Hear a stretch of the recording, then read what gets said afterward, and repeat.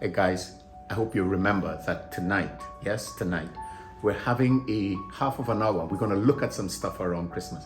Last week, I realized we had some very powerful questions. Some of it were just too much for a half of an hour.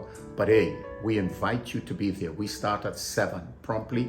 We're going to try to conclude by 7:30. I promise you that by the time we get through, some parts of the Christmas story or narrative will become very, very clear to you. Hey, join me 7 p.m. tonight. But I'm back at that thing that says, Luke chapter 2, 25, and it says this, "And behold, there was a man in Jerusalem whose name was Simeon. And this man was just and devout, waiting for the consolation of Israel, and the Holy Spirit was upon him. And it had been revealed to him by the Holy Spirit that he would not see the death before he had seen the Lord's Christ.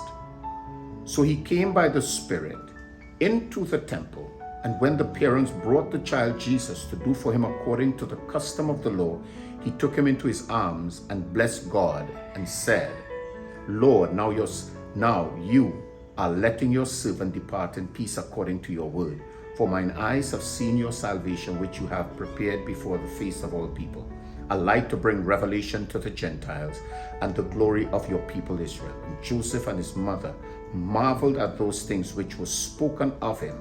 Then Simeon blessed them and said to Mary, his mother, Behold, this child is destined for the fall and rising of many in Israel, and for a sign which will be spoken against. Yes, a sword will pierce through your own soul also, that the thoughts of many hearts may be revealed." I still think we need people like that around. I still think we need folk who could speak into the confusion that we're having. Remember, a virgin just gave birth to a child. They're taking him to do what is the custom of the law. And in the midst of that custom, God breaks through and finds purpose and gives a solid word. Sometimes traditions can rule our experiences, just like Christmas. A lot of times, Christmas is ruled by tradition, not by revelation.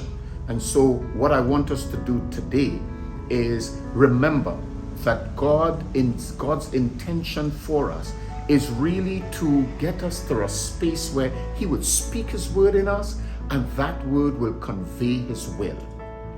Because sometimes what is ahead may be difficult, but it is the will of God.